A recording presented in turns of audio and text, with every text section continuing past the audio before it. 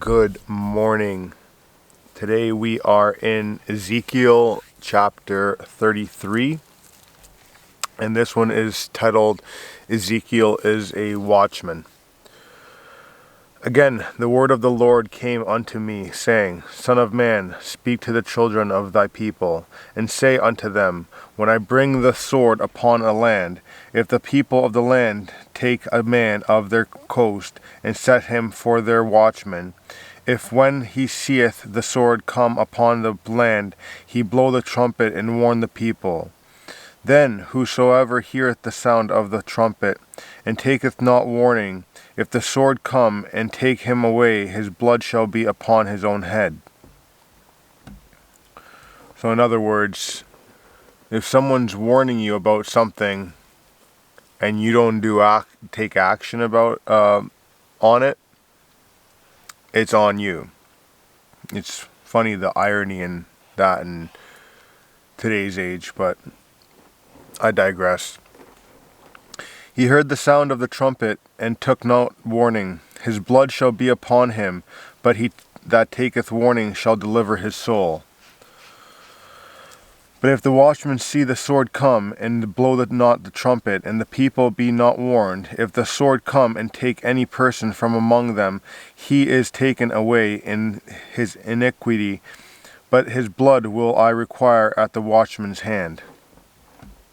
So, isn't that funny? If you know something that's coming, or something bad is about to happen, or is happening, or whatever, if you have some sort of insight that would save a person's life and you don't let them know, it's also on you, because you have that moral right to help people and to make sure they're not doing things that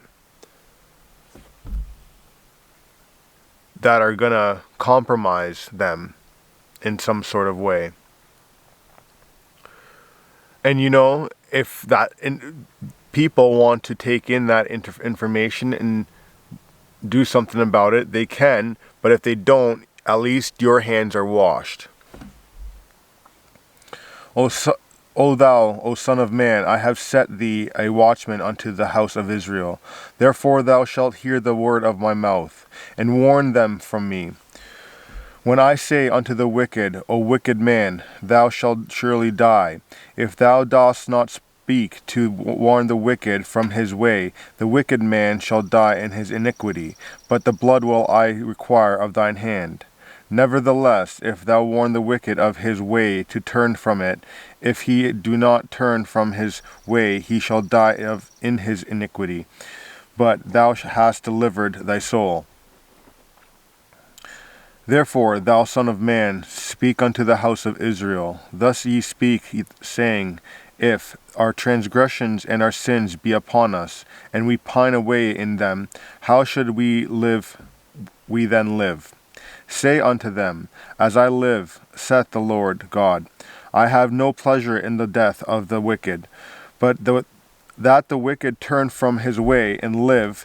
Turn ye from your evil ways. For why will ye die, O house of Israel? Therefore, thou son of man, say unto the children of thy people, The righteousness of the righteous shall not deliver him in the day of his transgression. As for the wickedness of the wicked, he shall not fall thereby in the day that he turneth from his wickedness. Neither shall righteous be able to live for his righteousness in the day that he sinneth. So, because you have been a sinner is what I gather from this. And this is the beauty of reading this, because it preaches forgiveness. And so just because you've been a bad person or an unrighteous or a wicked person in life does not mean you cannot be righteous. And because you have been righteous all your life does not mean that you cannot become wicked. And to be righteous, you need to do it day in, day out, because there are so many temptations and evils out there. When I shall say to the righteous that he shall surely live, if he trust to his own righteousness and commit iniquity, all his righteousness shall not be remembered, but for his iniquity that he hath committed, he shall die for it. Again, when I say unto the wicked, thou shalt surely die, if he turn from his sin, and do that which is lawful and right, if the wicked restore the pledge given again that he had robbed, walk in the statutes of lice, without committing iniquity, he shall surely live, he shall not die. Now, of his sins that he hath committed, shall he mention unto him, he hath done that which is unlawful, He hath done that which is lawful and right, he shall surely live. Yet the children of thy people say, the way of the Lord is not equal, but as for them, their way is not equal.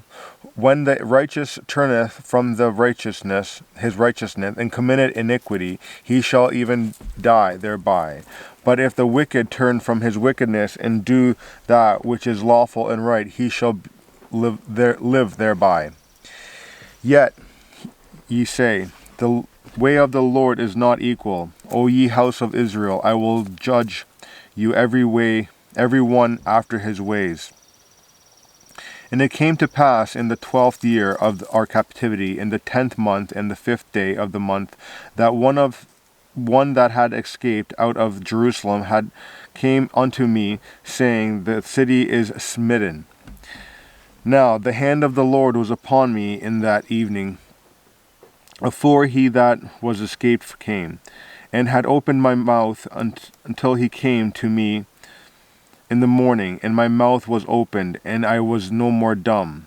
Then the word of the Lord came unto me, saying, Son of man, thy that inhabit those wastes of the land of Israel, speak, saying, Abraham was one, and he inherited the land, but we are many, and the land is given us for inheritance.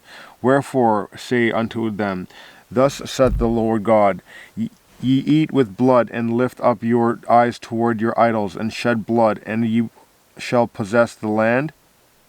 Ye stand upon your sword, ye work abominations, and ye defile every one his neighbor's wife, and shall ye possess the land?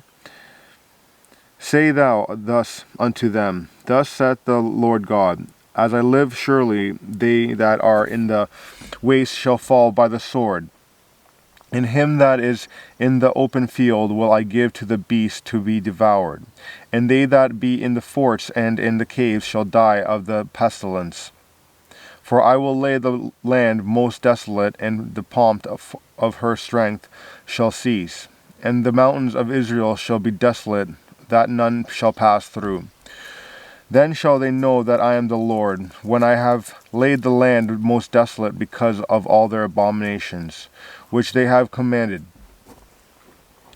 Also, thou son of man, the children of thy people still are talking against thee by the walls and the doors of the houses, and speak one to another, every one of his brothers, saying, Come, I pray you, and hear what the word that cometh forth from the Lord. And they come unto thee as the people cometh, and they sit before thee as many people, and they hear thy words, but they will not do them. For with their mouth they shew much love, but their heart goeth after their covetousness. And lo, thou art unto them as a very lovely song, of one that has the pleasant voice, and can play well on an instrument. For they hear thy words, but they do them not. And when they come to pass, lo, it will come, they shall know that the prophet hath been among them. So we can gather a lot about that. This is still the Old Testament. However, it speaks how if you do not do, which the New Testament also speaks, what the laws are, and the foundations and the base foundations which are found in also the Old Testament. if we do not follow those, we are unrighteous. And it's easy to stray from unrighteousness, it's an early morning. It's easy to stray from righteousness, to be wicked. And righteousness is a daily thing. And hence why I read these scriptures, is because it keeps me righteous. It keeps me thinking the proper ways that I should be thinking, because there's so many things that can stray you in life. And it's funny how